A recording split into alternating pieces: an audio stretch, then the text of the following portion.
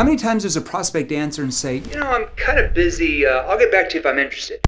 Well, how do you respond to that to get them to let their guard down? Come over to the buy board, I'm going to show you what to do.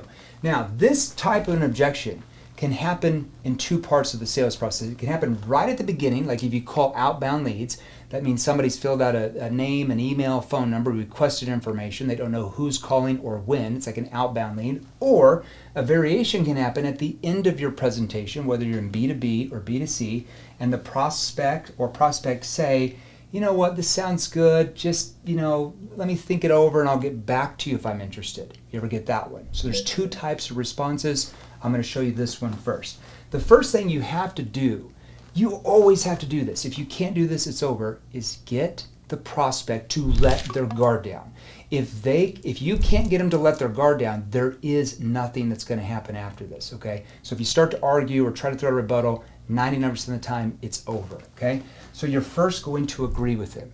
You're just going to agree, like, oh, yeah, and I've only got a few minutes before my next appointment anyways. So you just agree. Now, you're not going to stop right here. You're not just going to stop at this sentence. I'm just going to deconstruct this for you, okay?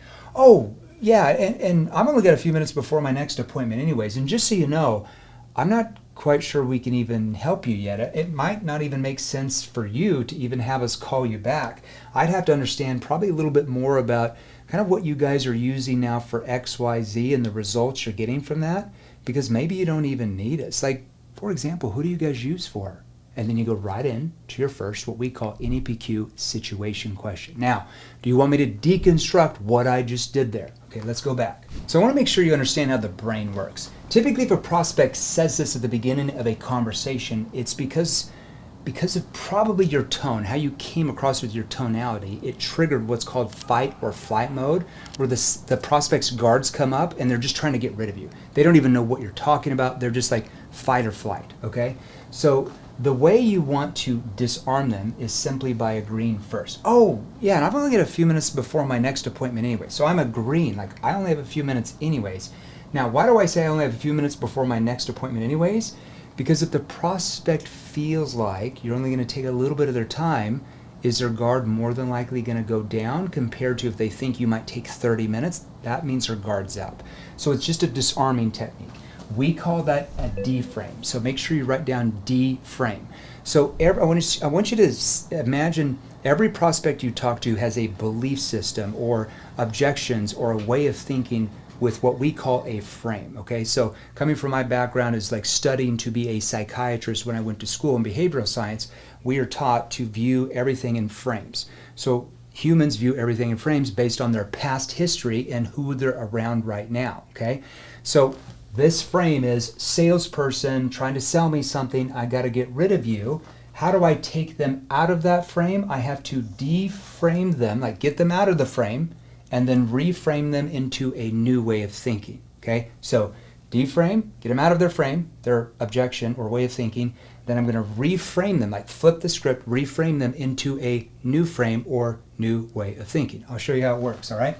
Oh, yeah, and I've only got a few minutes before my next appointment anyways. And just so you know, I'm not quite sure we can even help you yet. We'd have to know a little bit more about who you're using now with X and kind of the results you're getting from that, because maybe you don't even need us. For example, who do you use now for your? And you're going to lean in with more of a soft tone.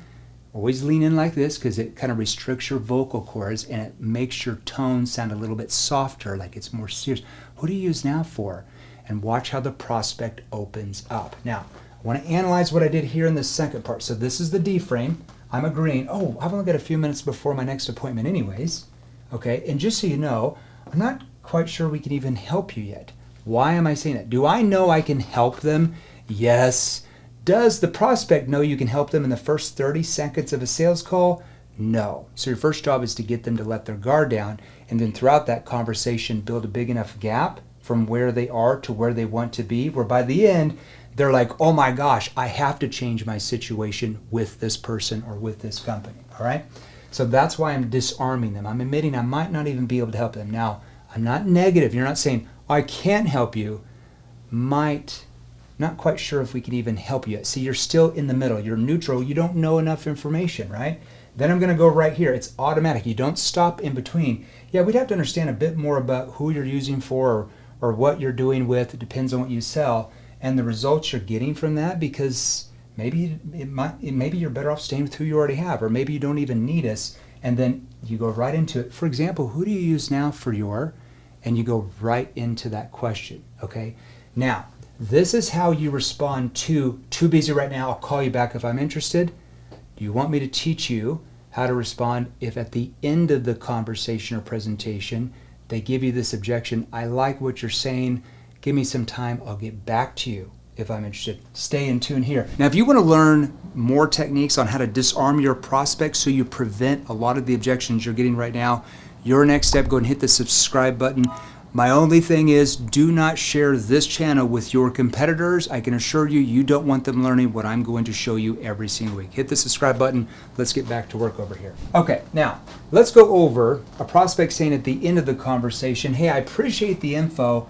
I'll get back to you in the next few weeks if I'm interested. What in the HELL do you do at that point? The first thing you have to do is what? Remember, we have to get the prospect to let their guard down. We have to disarm them. And what do we also have to do? Do you know why they're not moving forward with you? Do you know why they're not 100% certain of what you're offering? Why are they not going forward right now? They obviously have some type of concern that they don't want to tell you. So unless you can find out what their concern is and help them overcome it, you pretty much have what type of chance of getting this deal? Pretty much zero, right? Maybe 1%. So do not accept this. You will more than likely hardly ever get any sales if you accept them saying this, okay? So what I'm going to show you is a disarming technique to get them to let their guard down where they feel comfortable enough to open up and tell you what their real concern is. I'm going to show you what I'm going to do here, okay? So, hey, I'll get back to you. Hey, this sounds really good. Thank you for sharing your presentation and everything. I'll get back to you in a few weeks if I'm interested, okay? You're simply going to say, well, yeah, it might be hard to randomly get a hold of me like that with my schedule. What I can do, if it helps you, is you have your calendar handy, I can pull up mine and have you book a specific time with me. That way you don't have to chase me down or vice versa. Would that help you? And then you're going to book the appointment. Now, you're like, Jeremy, why in the hell would you try to book an appointment? Why not try to overcome or find out what their real concern is? I am, but I first have to do what? Get them to let their guard down before I try to do that. Okay, so the point is you want them to feel like you're about to get off the phone, or you're about to get off Zoom, or you're about to leave their house or their business if you sell B2B, because if they feel like you're about to leave, their guard comes down. They don't feel like you're going to sit there and try to sell them. Okay, so that's why you're wanting to book that next step appointment. Okay, so over here on the vibe board, I'm going to show you what I just did here, and then I'm going to show you right after what question to ask to get them to tell you what the real concern is. You want to make sure you stay here to the end. This is really important. Now, why would I say after the prospect says, hey, I really appreciate what you went through and give me a couple weeks, I'll get back to you if I'm interested. Why would I say, well, it might be hard to randomly get a hold of me with my schedule? What does that do? Does that lower your status as a salesperson, or does that maybe raise your status as somebody that's an expert, somebody that's busy, that has a lot of business happening? I've got a lot of clients. I don't necessarily need your business, right? That's the impression you come across. You're not using like a weird like douche tone. I don't know if that's such a name, but you're mainly using it to show that you're an expert, you're an authority. You've got to see if you've got time to see if you'd be available for them at that point. That raises your status in the prospect's mind. Okay, you don't want them to feel you're available 24 hours a day, 7 days a week. Are experts really available at all times? No, because they're too busy. They got lots of people they're helping. Okay, now here's where I'm going to. So what I can do, if you have your calendar handy, I can pull up mine and have you book a specific time with me. That way you don't have to chase me down and vice versa. Notice how I'm saying that way you don't have to chase me down and vice versa. Raising status. I'm busy, you might have to chase me down. Then at the end I'm saying, would that help you if I did that for you? Now, who is qualifying to who here? Who has the problems? The prospect or you? The prospect does, of course. You don't have the problem, so why are you qualifying to them? You've got to learn how to get them to qualify to you. And I'm going to start showing you how to do that, okay? Because you have the solution to solve their problem, so they should be qualifying to you, not the other way around. I'm going to show you to flip that script so you don't have to chase people anymore. You get them to chase you. Now, if they don't call you back, whatever, I'll show you what to do, okay? Now, so you want them to qualify to you, okay? So after you do that, after you've booked the appointment, their guard is down. They think you're about to get off the phone, get off Zoom, get out of their house, get out of their business, wherever you sell, B2C or B2B. This is the question you're asked. Now, hey, before I jump off the phone, if you're on the phone, or before I jump off Zoom, or hey, before I head out, what was it that you were, I guess, wanting to go over in your mind, just so I know what questions you'll have when we talk on Thursday? Now notice I'm not asking, what was it you were unsure of that caused you to say, you'll get back to me if I'm interested, or what was it that you really need to think about? What's preventing you from moving forward? Those are just kind of defensive questions that's going to cause them to get defensive towards you. This is just a better way to re-language the same question where they don't get their guard. Now, hey, before I jump off the phone, or hey, before I jump off Zoom, what was it that you were, I guess, wanting to go over in your mind, just so I know what questions you'll have when we talk on Monday?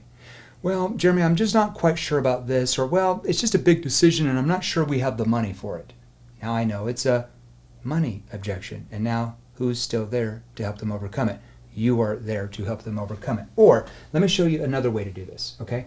This is just another way you can actually get the real objection. Now, hey, before I go, and this is, this is between me and you, it's off the record, I'm not going to go post it on Facebook.